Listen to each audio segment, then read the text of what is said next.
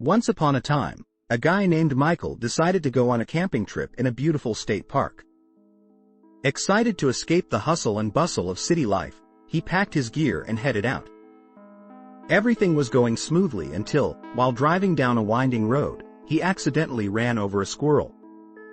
Michael felt terrible, but he shook it off, thinking it was just a part of nature. What he didn't know was that this was no ordinary squirrel. The squirrel had a secret society of woodland creatures who were fiercely protective of their own. After the incident, the squirrels held an emergency meeting in the trees. They decided they needed to teach Michael's punk bitch nigger ass a lesson. They gathered together and hatched a plan to get him when he least expected it. To everyone's surprise, they discovered they could actually talk. The first night of Michael's camping trip, he was sitting by the campfire, roasting marshmallows, when a group of squirrels descended from the trees.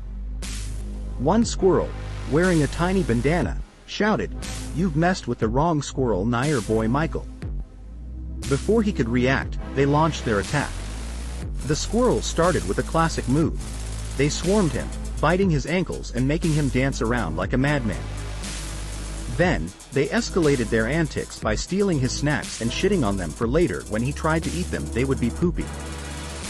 Just when he thought it couldn't get worse, they began to bite his balls, causing him to yelp in surprise.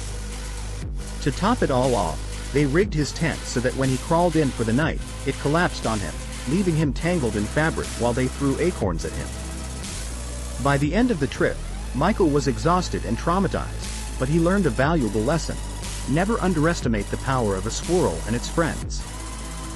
As he drove away, he could swear he heard the squirrels laughing in the trees, plotting their next move against unsuspecting campers.